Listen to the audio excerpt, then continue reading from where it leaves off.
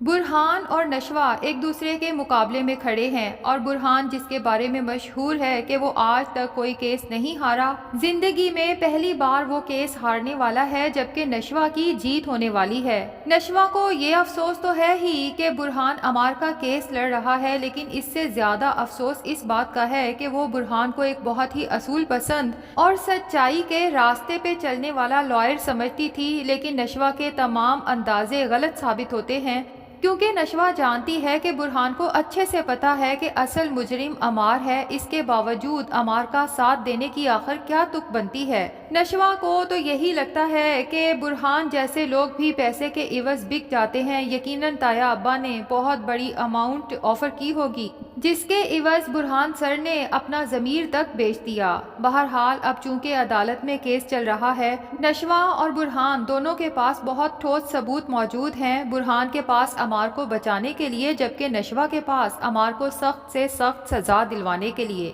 عدالت میں سبھی گھر والے بھی موجود ہوتے ہیں اور اسد کے پیرنٹس بھی، لیکن یہاں پر ایک بات سمجھ نہیں آتی کہ اسد کے پیرنٹس نے تو بنش سے اس کا بیٹا چھین لیا تھا، اس شرط کے ساتھ کہ جس دن تمہارے بھائی کو اسد کے قتل کے جرم میں سزا ہوگی،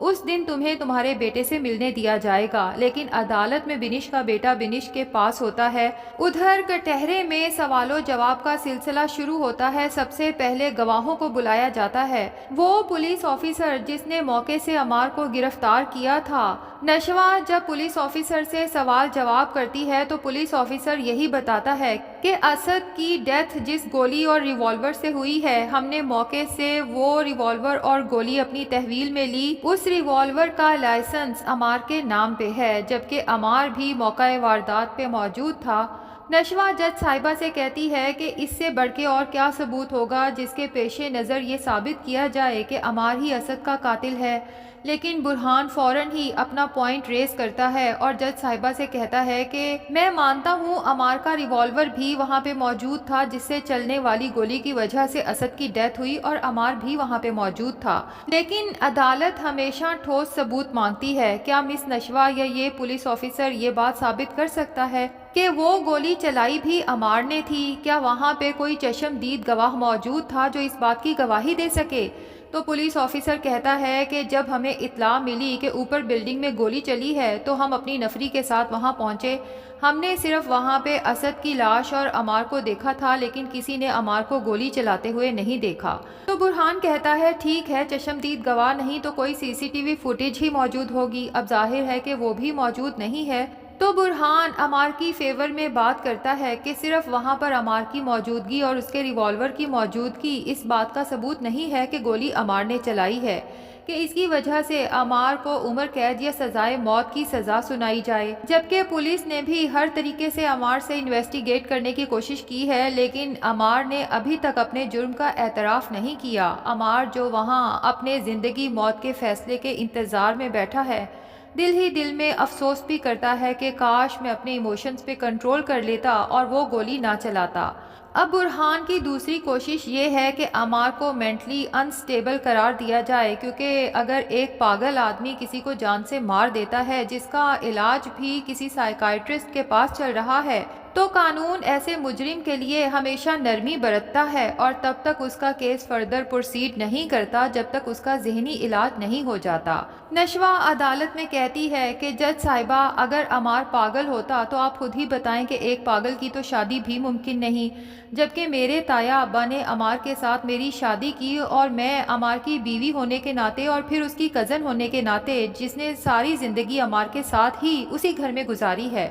اچھے سے جانتی ہوں کہ عمار ایموشنل ضرور ہے لیکن مینٹلی انسٹیبل یا پاگل نہیں ہے۔ اس نے اسد کا قتل جان بوجھ کے نہیں بلکہ سوچ سمجھ کے کسی وجہ کے تحت کیا ہے۔ اب یہ تو اگر عدالت مزید انویسٹیگیشن کرے گی تبھی اصل بات سامنے آ سکے گی۔ بہرحال میں اگلے گواہ کے طور پہ اسد کی بیوہ یعنی کہ عمار کی بہن بنش کو کٹہرے میں آنے کی اجازت چاہتی ہوں۔ اب جج صاحبہ بنش کو کٹہرے میں آنے کی اجازت دیتی ہیں تو بختیار اور برکت بیگم بنش کو غور سے دیکھتے ہیں، لگتا یہی ہے کہ وہ بنش کو گھر سے ہی کسی بات پہ ایموشنل بلیک میل کر کے اپنے ساتھ عدالت لائے ہیں اور اسے سمجھا چکے ہیں کہ ہر صورت اسے اپنے بھائی عمار کو بچانا ہے۔ بنش جب کٹہرے میں جا کے کھڑی ہوتی ہے تو اسے ٹھنڈے پسینے آتے ہیں۔ بہت ہی ڈر اور خوف سے ایک نظر اپنے گھر والوں کو اور پھر عمار کو دیکھتی ہے۔ عمار بہت ہی دکھی اور میسنی شکل بنا کے اپنی بہن کے سامنے اشارہ کرتا ہے، جیسے کہہ رہا ہو کہ پلیز خدا کے لیے مجھے اس سزا سے بچا لو۔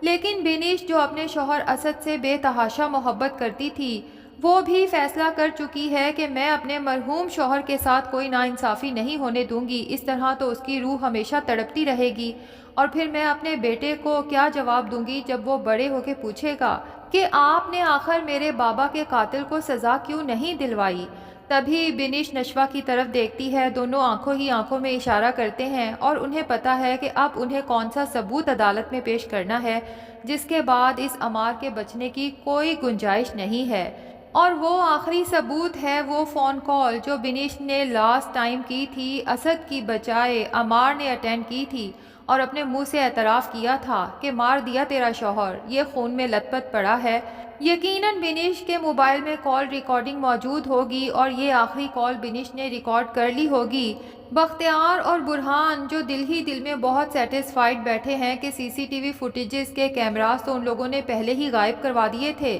جو ثبوت کے طور پہ عدالت میں پیش کیے جا سکتے تھے، لیکن انہیں کیا پتا تھا کہ آخری کال جب عدالت میں پیش کی جائے گی تو عمار کو سزا سے کوئی بچا ہی نہیں سکتا۔ تو اب پہلی بار زندگی میں برہان یہ کیس ہارے گا۔ عدالت کی طرف سے عمار کو سزائے قید یا پھر ہو سکتا ہے کہ پھانسی کی سزا سنائی جائے۔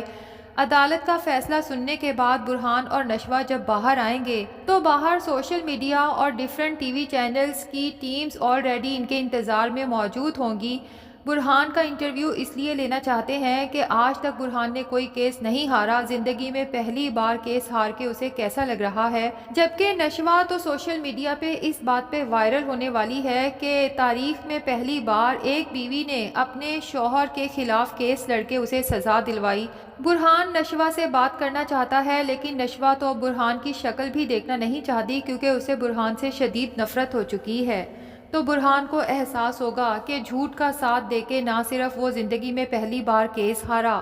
بلکہ لگتا ہے کہ اپنی محبت بھی ہار گیا۔ اب دیکھنا یہ ہے کہ کیا اس سب کے بعد نشوہ عمار سے طلاق لیتی ہے، خلا کا کیس کرتی ہے، یا عمار خود نشوہ کو طلاق دیتا ہے کیونکہ آخر نشوہ نے ہی تو عمار کو سزا دلوائی ہے۔ اب دوسری طرف برہان نشوہ کو کنونس کرنے کی کوشش کرے گا کہ اگر عمار خود ڈائیورس نہیں دیتا تو نشوہ کو خلا کا کیس کر دینا چاہیے اور ایک دفعہ پھر نشوہ کو پرپوز کرے گا۔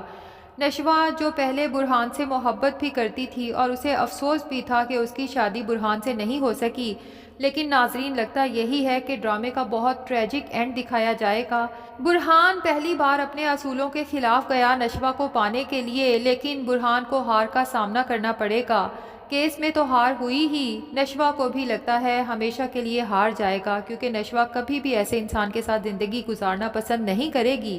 جو سچائی کو جانتے ہوئے بھی جھوٹ کا ساتھ دے۔ تو ناظرین کیا خیال ہے، کیا ڈرامے کے اینڈ پہ نشوہ اور برہان کی شادی ہو سکے گی یا نہیں؟ کمنٹ سیکشن میں اپنی رائے کا اظہار ضرور کریں۔ ویڈیو پسند آئی ہے تو لائک اور چینل کو سبسکرائب بھی ضرور کر دیں۔